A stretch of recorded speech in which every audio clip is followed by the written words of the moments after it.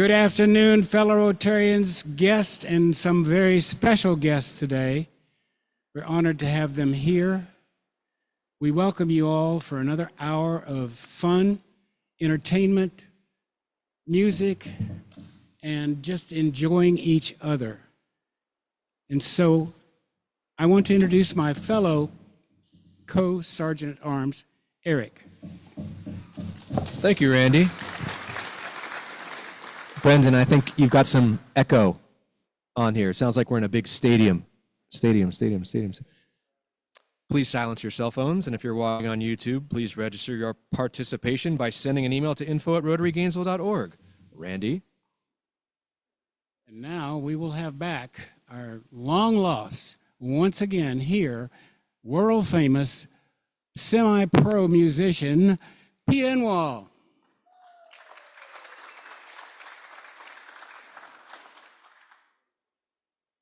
I hope that's the only time we'll hear that long introduction this year.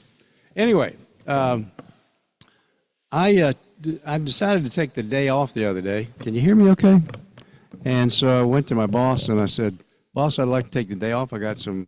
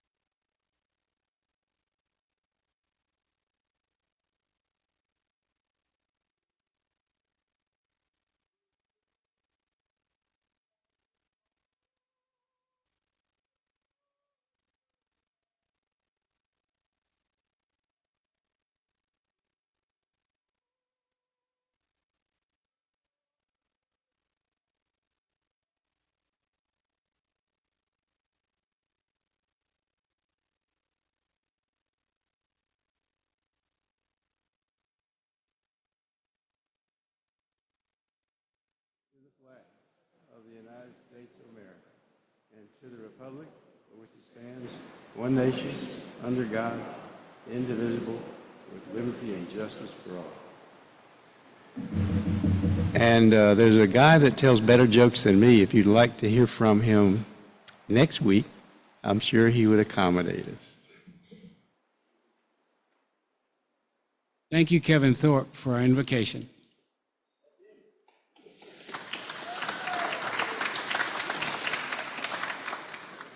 May we pray. Lord, we are beyond grateful for this day. It is one that we have never seen before, and when it would have passed, we will never see again. Thank you especially for today's presentation. Thank you for a community where nature and culture are all synonymous.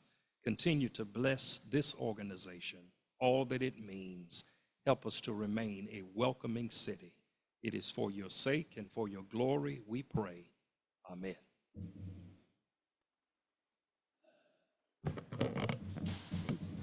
Visiting Rotarians and Rotarians with guests, please remain standing for introductions.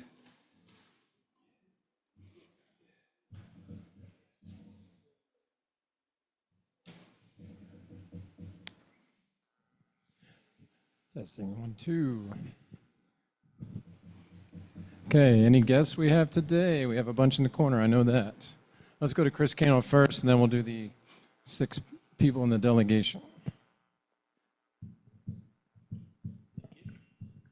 Good afternoon, Rotarians. My guest today is Michael Boynton. We went to school around the same time and recently connected as neighbors. Michael's a civil trial and appellate attorney. Also has a great passion for the outdoors, hiking, biking, canoeing, and we got to enjoy some of those excursions over the last year together. Thanks, and welcome, Michael.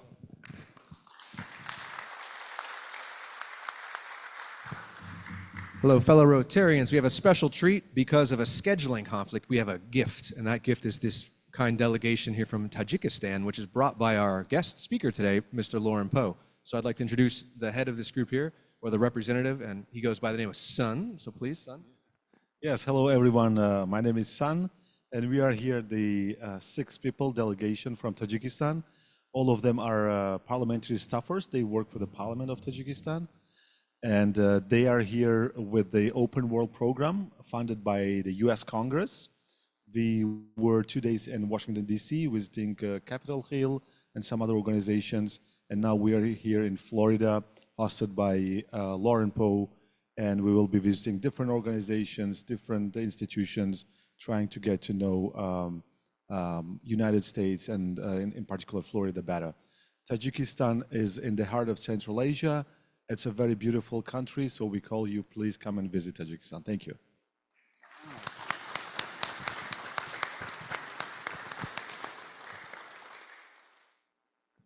That's everyone. And now I will welcome to the podium someone who's no stranger to that podium, as our past president, Linda Reinhardt, has a special announcement.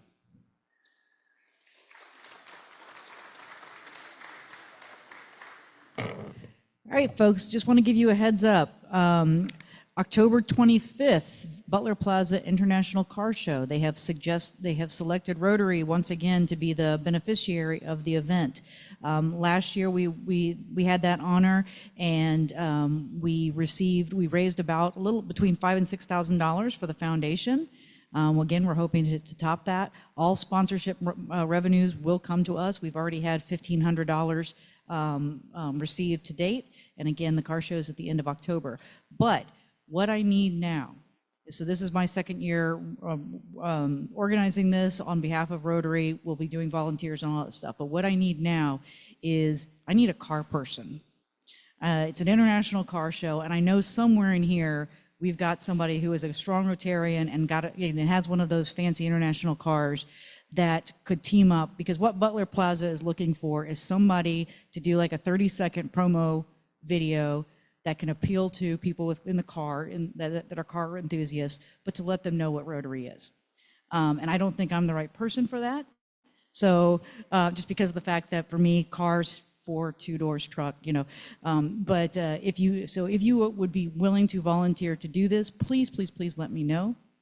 Otherwise, I'll start hunting people down. But I'd love to find somebody that would be willing to, again, show off their car and talk about Rotary so that they can use that in the promo videos for the car show. So thank you very much.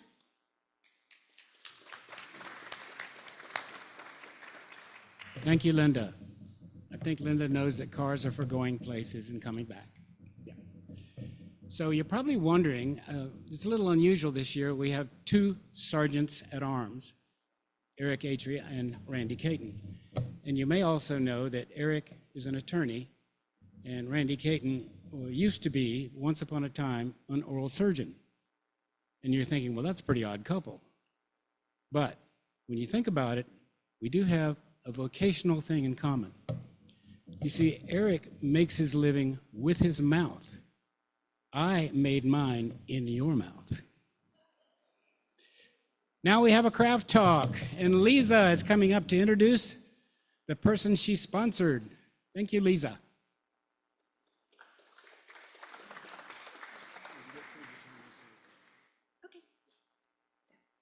Good morning, fellow Rotarians.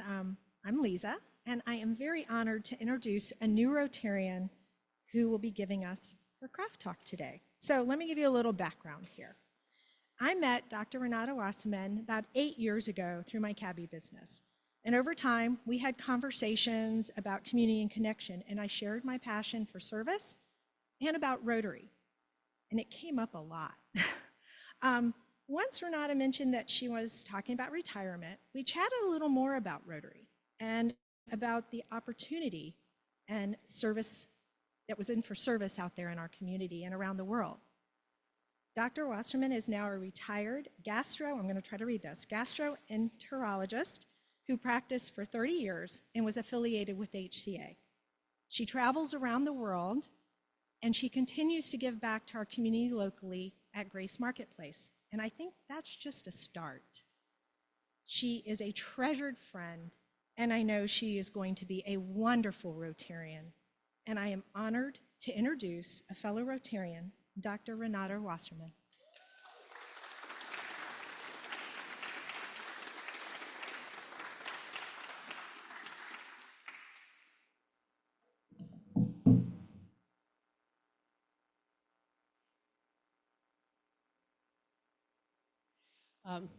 Thank you, Lisa.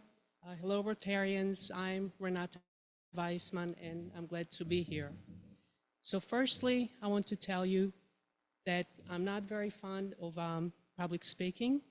I don't really like talking about myself, and if the truth be known, I'd much rather be talking about a colonoscopy with you.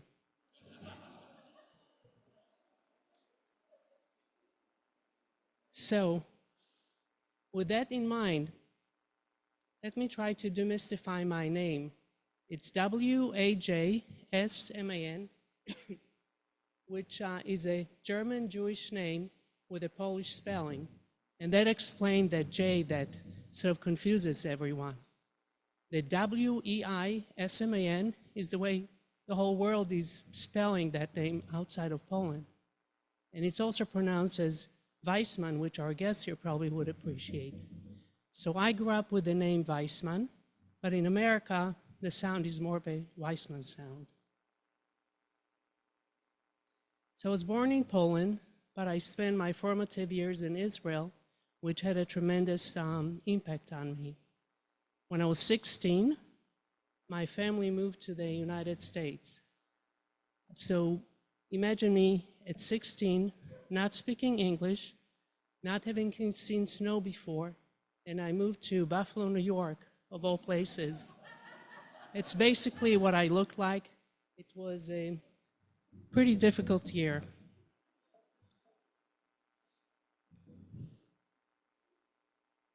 So I stayed in Buffalo, I obtained my education, I moved very happily to Manhattan and completed internal medicine training, and then gastroenterology, and ultimately moved to Gainesville, Florida in 1992.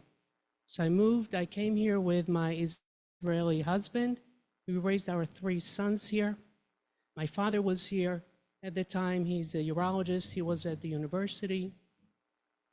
And I also joined Digestive Disease Associates, known in town often as DDA.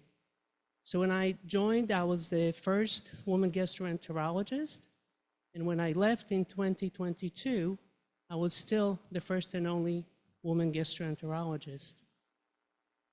Which brings me to retirement. I officially gained the title as the DDA GI Queen for obvious reasons. I then embarked on extensive travel and spent significant amount of time in Israel, which remains dear to my heart. But I found that something was missing. You see, I really loved my work. It had purpose, it was challenging, it was fulfilling. So the transition from this intensive work to retirement was not really easy for me. So I kind of went back to my core values. I now work on a volunteer basis at a couple of medical clinics in town that serve the needy. We also started a gastroenterology clinic that seems to be gaining track. And I'm moving forward. I aspire to impact the accessibility to healthcare, food, education, and I hope to contribute to this really vast platform that I think the Rotary organization can offer. So I'd like to end by acknowledging Lisa Mueller, who introduced me to this particular club, Richard Allen, who was quite persistent with encouraging me to join. And I must mention Neil Saffer, who you may not know, but he was a president of the Rotary Club in Boca Raton, who really was the first one who sort of who planted the seeds in my mind to join the club, and happens to be the father-in-law of one of my sons. Thank you.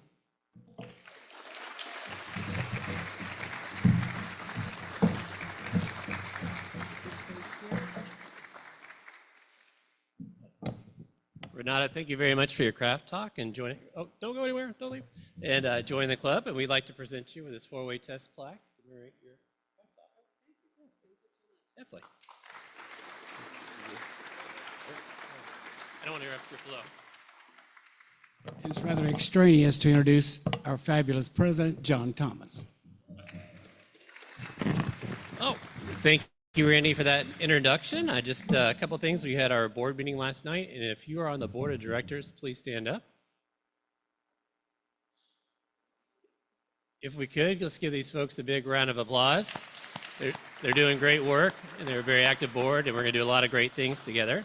And I hope you got a good peek at them because we have some committee opportunities that are available, so seek them out after the meeting if you're looking to volunteer some of your time. Also, I just want to reinforce the use of the Ignite app, which Wes sent out an email last week. You can pay your invoices on there, which would be great, so we can fund the club, as well as track your community service hours and find out what's going on. And if you need any help with that, we can help you. See me after the meeting. Last night at the board meeting, we confirmed a $500 donation to support the teachers, and last week, Susan and the team raised another almost $500 here at the meeting, so we appreciate that. As well as we sponsored $300 for the 7th annual Run for Life 5K Color Run. That is going to be in September 28th. We may have some registrations available for that if anybody wants to run. I'll have to check with Ryan. And one last thing before we get started, RLI, I keep mentioning it's going to be here in Gainesville on September 23rd. I highly recommend taking advantage of that opportunity while it's here in town. And with that, I will let Eric introduce our speaker.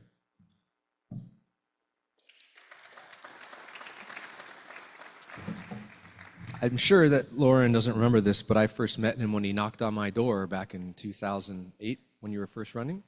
And I remember knowing who he was because we were very involved in the community, and I was excited that this candidate was coming to our door. So he served our city as a commissioner 2 terms, then he served us as mayor for 2 terms. And so you wonder what happens when a local politician retires or gets put out to pasture, no offense. But he's doing great things with the Greater Gainesville International Center, and he's going to explain what that is here to us today. So, Lauren, if you would, please. Thank you.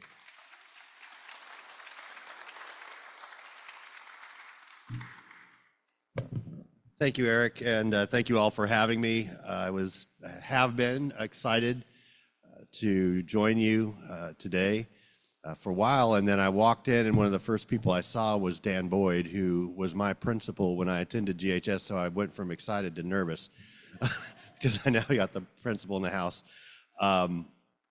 I am especially excited that we have our delegation from Tajikistan with us today because I think it really gives you a direct sort of a way to interact with what some of the work that Greater Gainesville International Center does.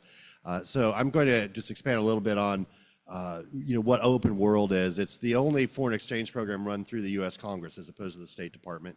And it was formed following the fall of the Soviet Union as a way for the United States to get directly involved with the emerging democracies that came out of all of those republics that all of a sudden found themselves both independent and needing to form brand new governments nearly from scratch.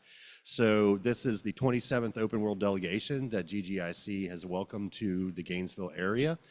Every delegation is a new experience. Everyone is unique. We're about halfway through a lot of fun, but also a lot of intense learning about who we are, who they are, and how we can learn from one another. Which really brings me to the sort of core value of the Greater Gainesville International Center. Depending on your perspective, we're either a new old organization or an old new organization.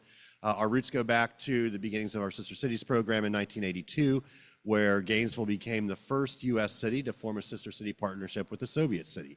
It's sort of a beautiful love story. The founder of the program, Steve Kalishman, who I know many of you know, served in the Merchant Marine. He was a cook on a ship, and one of their ports of call was Novorossiysk, Russia. He was on leave. He met a young woman. They fell in love, and she ended up immigrating back to the United States. And they wanted to find a way to keep an active relationship with her hometown. So they discovered the Sister Cities program, which was started by Dwight Eisenhower. His firm belief that citizen diplomacy was a key element of how the United States should interact with the rest of the world and how we work towards building a more peaceful world, and decided they were going to try to do that with Gainesville and Novoselic. And of course, everybody said, that's crazy. We cannot be friends with a Soviet city. And they were persistent. 2 years later, Gainesville sent a delegation of about 50 people, including the entire Hogtown cloggers, to Russia. And the partnership was formed. It's still very active. In fact, we just got an invitation from their mayor to join them for the 75th anniversary of their defense against the Nazi invasion of Germany. I took this organization over in January of 23 when I left the office of mayor, because as mayor, I really learned that there is a significant gap in how we welcome and how we address our international community. Our international community makes up about a third of our population, both in Gainesville and in Alachua County, yet very little is done to directly support them or to celebrate them. So in my work through Sister Cities as mayor, but also the work that I did in trying to address some of the needs of some of our most vulnerable neighbors, the people that grow and harvest our food, the people that work in our hospitals. I learned that there was a great need and largely unmet need for many of our international neighbors. So we can, I have it. That's amazing. Our mission is to elevate, celebrate, and empower our international community and better connect Gainesville with the rest of the world, which I think aligns very nicely with Rotary's international mission. And I think there's a lot of potential for us to find ways to work together on areas that are core to your mission as well. Our vision is to really serve as a regional hub that connects our international community with the rest of Gainesville and Alachua County, including economic opportunities, cultural exchange, educational opportunities, and other ways to connect people. I really I usually have about 20 slides in this portion. I took most of them out, but I wanted to leave this one in just to show you the economic impact that our international community, actually this is just our immigrant community, so that would be about 15% are considered immigrants here in the Gainesville area. But really with a huge amount of spending power, including discretionary spending, they literally drive our economy, and we would be nowhere without their contributions and support, adding up to a little over $2.5 billion in local gross domestic product impact. Now these numbers are a little stale. They're 2019. These were all done through an effort that was initiated by the city of Gainesville and then administered by the Rural Women's Health Project that eventually became known as Jenny, and you probably heard of that, a Gainesville Immigrant Neighbor Inclusion Initiative. And so those numbers were done through that research. So they've only grown since then. The 4 pillars that hold up our mission include cultural celebration. This is sort of the outward-facing fun stuff that GGIC does. We do a big festival every fall. We have a musical series where we've sponsored a Persian ensemble, an African ensemble, Jacare Brazil, a variety of other musicians. We have a storytelling series as well, and then we just down the street, we have I know you heard from Katie Limley a week or two ago. We have an exhibit at the Gainesville Fine Arts Gallery that showcases the journey that 6 refugee families took upon entering the United States and resettling here in Gainesville that GGIC oversaw. So this is the fun stuff. The other sort of elements of our that hold up our mission include economic empowerment. So we do employment and job training with people. We helped. We have 2 programs that we're ready to launch. We're looking for the funding to help support them, either in a grant or a corporate sponsorship. One is a financial wellness, sort of basics of how do you navigate our financial system, and the second is a sort of introduction to entrepreneurship, so people can start monetizing their talents and gifts and support themselves. Education and outreach, we connect classrooms here in Gainesville with classrooms in other countries.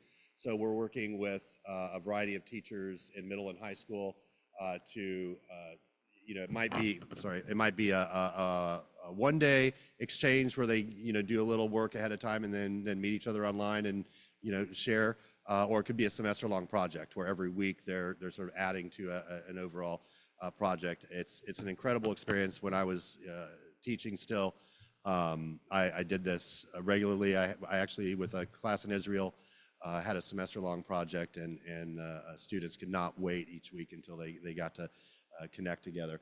And then finally, welcoming new neighbors. And so this is our sort of direct services support that we offer. We help people navigate the public education system, the healthcare system, the employment landscape, really helping people become self-sufficient. And that brings us to refugee resettlement. Over about an 18-month process, we entered negotiations with International Rescue Committee to become an affiliate partner. International Rescue Committee is a global nonprofit organization that does a variety of things, but one of those is refugee resettlement here in the United States. It's a cooperative agreement with the federal government, and what we did was, as an organization, welcomed people. Once they entered the United States, we met them at the airport, and within 90 days, they exited our program self-sufficient. We usually found them permanent housing within 3 weeks.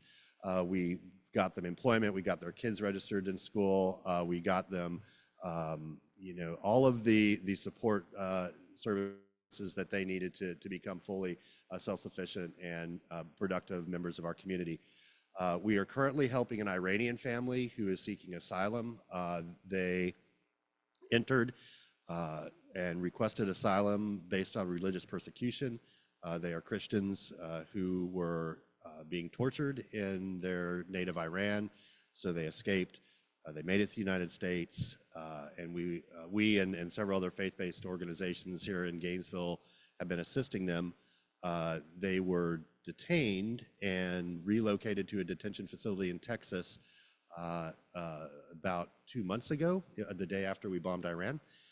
And we just learned a day ago that they have been released and they're back in Gainesville. In fact, there was a big welcoming reception for them at the Gainesville airport, and so we'll continue that work. That program has been terminated. It was, all refugee resettlement was terminated on January 20th per executive order. We continue to be in touch with the IRC, and if there's a point in the future where the president, through recommendations by Secretary of State Rubio, believes that refugee settlement is something that the United States does want to start back up and continue doing, then we'll be prepared to do so. In the meantime, we're using all of the sort of knowledge and skills that we learned in doing that work to try to help other people that need similar support, albeit without a support or funding source from the federal government. So if you're interested in the work that we do, it is broad, it is complex at times, it is incredibly rewarding. We would love to involve you. There is a need for just time and loving compassion. There's a need for funding, especially again, because about 90% of our funding stream was eliminated on January 20th. And there are ways to advocate too, I think especially within our local community, to help share what incredible value our international community brings to Gainesville and what helps make Gainesville such an incredible place to live, work, and play. So here is my email, and Eric said there's always lots of good questions, and so I wanted to keep plenty of time to field any of those questions that you might have and get you involved with GGIC. Thank you, Richard.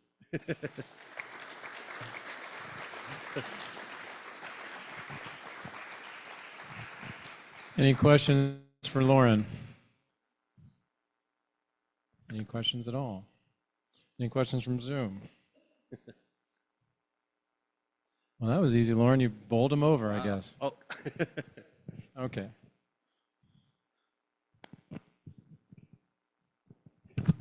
Hey, it's Eric Atria, the guy who introduced him. So I had a question because my great-grandmother came over from Syria, avoiding persecution from the Turks a million years ago, and was resettled in Pittsburgh, Pennsylvania.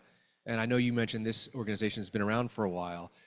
It's hard to figure out ways that we can repay, somebody like our family can repay that favor that was done to us 100 years ago.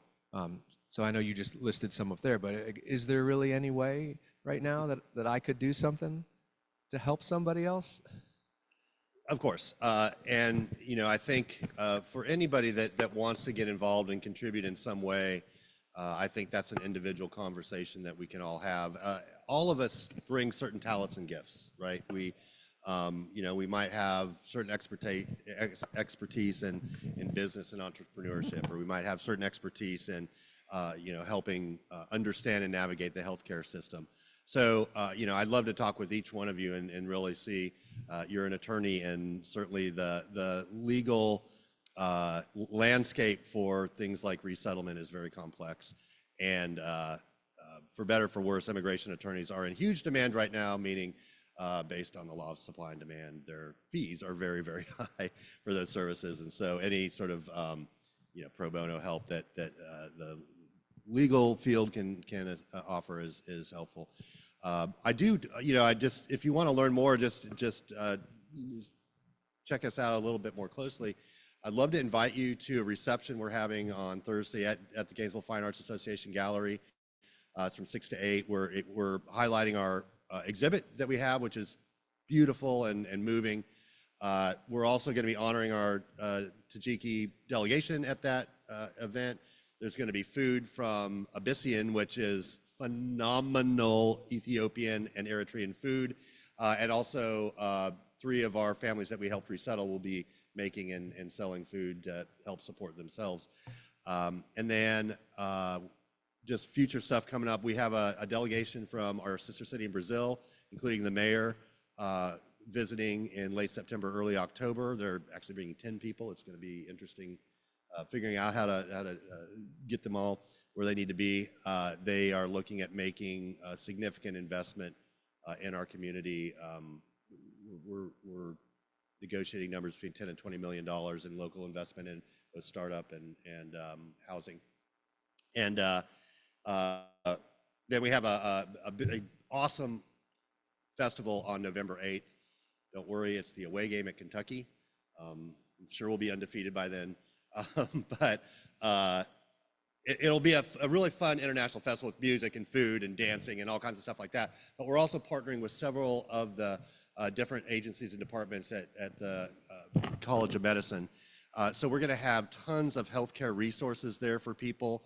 We're going to actually have a sort of half-day health summit trying to help one another understand the challenges of navigating our healthcare system and helping people sort of support folks that are doing that. And we're going to have a special focus on women's health, mental health, and pediatric health. And but then we'll have a bunch of other direct resources that people can come and either sign up for services, get screened, that sort of thing. So just kind of put that in your calendar, November 8th. It'll be at Bo Diddley Plaza. And it's both going to be fun and I think really impactful, reaching a bunch of folks that are either separated from direct access or just need a little help. Question Eric? from Zoom, Lauren. Sorry, question from Zoom. Jenny Van Hart asks you, this is a difficult time for everyone. How are you able to support those immigrants who left their country because of fear, but now this country may well give them pause due to fear?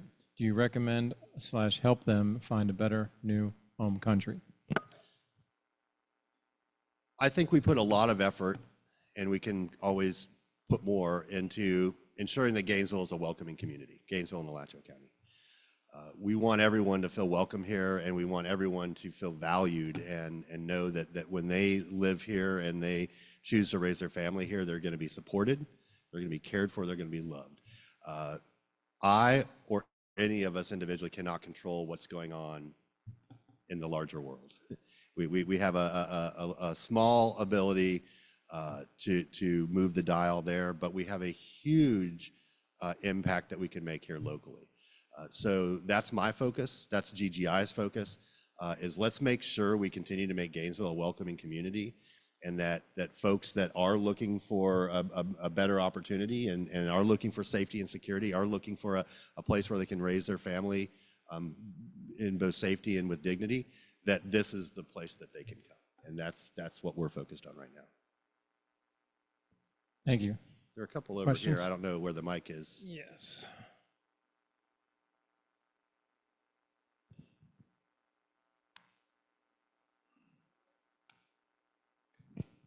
Lauren, I want to thank you for all the work that you're doing. My understanding, you have almost no budget and you're not paid. Is that correct? Well, we have a budget. We don't necessarily have the revenues to match that budget. I have one other person that I work with are on part-time pay right now. This is my work. Yeah, our bank account is regularly close to bottoming out, and then we get a little bit more revenue coming in, and it keeps us afloat. A lot of our money goes directly out to the people we serve, and so we don't tend to hold on to it very long. Another thing, though, I do want to point out, about any of you that are associated with the University of Florida, we, for the first year, will be part of the UF Charitable Giving Campaign. We're very excited to be accepted into that program. It's a direct payroll deduction way of giving. And so look out for that, or tell your friends that do that. It's a pre-tax contribution. We are a 501c3 organization. So that's another way that you can consider giving, and that keeps the work going. Yeah, thanks, Bob.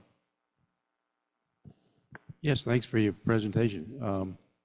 Stand up. You mentioned that your relatives spent time in Texas, probably going through some kind of vetting process. Can you explain the vetting process to us? I can try. So it is the legal right for anyone to apply for asylum in the United States. So anyone can ask for it. It is then the responsibility of the federal government to vet that request to see if there are grounds to grant asylum. And it'll fall under categories like, are you highly likely to face persecution for things like your religious beliefs, your political beliefs, LGBTQIA status, factors like that. So this particular family entered, they were interviewed at the border, and the agent that interviewed them found a high degree of likelihood that if they were returned to Iran, that they would be tortured and potentially executed. So they were then given a series of dates where they needed to appear in Jacksonville to kind of take the next steps, and they were doing those things. And then we do not know the reason for their detention that happened 8 weeks ago. We do not know why they were relocated to Dillon, Texas, from Gainesville. We might learn those things now that they're back. They might have documents that show what went into those decisions, but I don't know. It's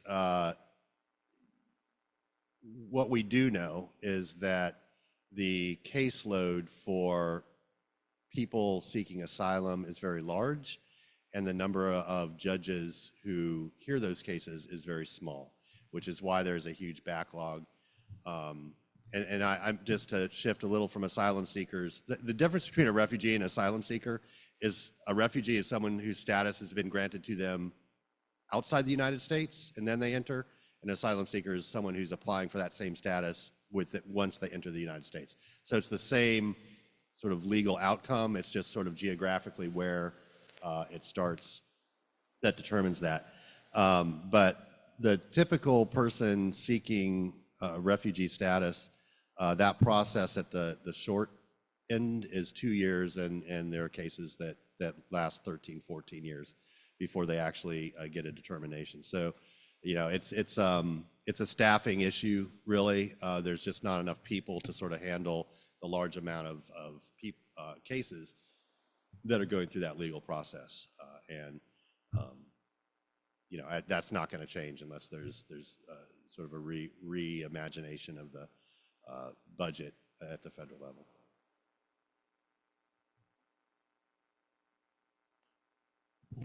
Hi, Rebecca Nagy. I have a follow-up question. So while people are in this limbo, waiting for a decision about their asylum status, can they work? What can they do? Yeah, they can't work. Once they're granted asylum, they do become employment eligible. The refugee families we served enter the country eligible to work. That's one of the huge benefits of getting that status. And then entering, there's like on their travel document that they enter the country with, there's a big stamp on there that says allowed to work. So it's a lot easier to help refugees resettle because they can work right away. It's easier to find them housing. You know, they're eligible for certain public benefits, like Medicaid, versus an asylum seeker that does not have access to any of those things. So, you know, what many asylum seekers do, I mean, there is a certain amount of support that happens through the faith-based community, and then there's also a sort of informal support network amongst immigrant communities that, you know, say, like, here's how we do it, here's where we know you can find housing, here's someone, you know, that might be willing to let you work. So it's a little bit more informal the way that support network works, yeah. And always, you know, they're living in risk, you know, while that's happening. Any more questions? Ah, Jacob, I didn't see you. Nice to see you here. How are you? Sorry, I apologize to come late, but I just wanted to commend your work. And I have a comment and maybe a question. But fellow Rotarians, what he does is personal to me because I was one of the beneficiaries of refugee status. When I came in 2001, it's like you said, it's a lengthy process, 2 years of interview, and then I was resettled with Lutheran Social Services of Michigan, was a ward of the states, and I'm just so grateful to be in this country. And I know recent policies have tremendous affected many refugees who wanted to come here. Particularly where I grew up, Kakuma refugee camp, there was a large number that was supposed to come in. It was completely shut down, and so which I assume for other reason politically. So my question is, Gainesville is a perfect place to welcome everyone. Is that how are you coping with the new policy from the federal level to not just refugee status? Refugee status is easy to manage. Now there's a lot of issues of sending remittance back because it's another completely because you left the whole village and you want to help them. But when it comes to asylum seekers, you are in a fine line, particularly now, those children who, let's say, they are in limbo, you know, and I'm curious here in Gainesville, what do we do with the kids that are either separated from their families? Do we put them in a shelter? What is happening to those who have been separated from their families? Thank you. Yeah, I don't know that I have a good answer for that specific question. You know, family separation is very serious, and if a child is separated from their parents and not in detention, they're going to become a ward of the state. I mean, that's just the only option there is, unless there's other family here. One thing that we do strongly encourage, and Rural Women's Health Project does a great job of this, usually once or twice a month, providing really easy power of attorney documents to be signed. So if you do feel like you might be at risk of detention or deportation, signing power of attorney to another family member so that they can then become a legal ward of a family, you know, of a child that might be a relative, or even a friend. It could be like a godparent. So we strongly encourage people to take advantage of that power of attorney option ahead of time. So because, like with this Iranian family, ICE just showed up at their door. They weren't given a warning or asked to update documents. They just showed up and were gone. And so it can happen quickly. And so the more prepared you are, especially when it comes to like child separation, the more you can have some confidence that your son or daughter is going to be with family and be well taken care of, as opposed to becoming a ward of the state and entering the foster system, which works hard and tries to do well, but it's difficult. It's not as good as being with family, right? But more broadly, Jacob, I think what we try to do here locally is just what we can. I mean, we try to identify what people's immediate needs are. What are their most urgent or pressing concerns, and then address those on a case-by-case basis. I mean, really, what this is casework. There's not a blanket thing. Let's just do X and it sort of serves everybody. It's meeting with each individual family and figuring out what their specific needs are. Like, I'll just give you a quick example. I was communicating on WhatsApp with one of our families last night because he got a couple letters from the DMV saying because they did not have evidence on file of a real ID, his driving privileges were going to be suspended immediately. And then we looked more closely at who the letters were addressed to, and they were addressed to his daughter and son, both of whom are like 12 and 14. And so, as a non-native English speaker and an immigrant, when you get a letter from the government saying, things are going to be suspended, that makes you very concerned and nervous. But even I couldn't help him understand why his underage children, who never had a driver's license, were being sent this letter. So it's just little things like that we identify a problem, we try to figure out, okay, what's the solution, and then move on to the next challenge. Any other questions? Thank you, Lauren. Thank you so much, y'all. I appreciate it.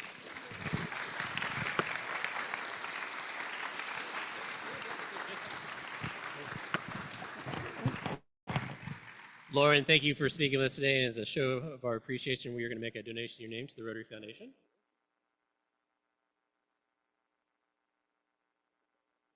Yeah, thank you very much. And thank you guys for joining us today all the way from Turkmenistan. I appreciate you all coming and joining us.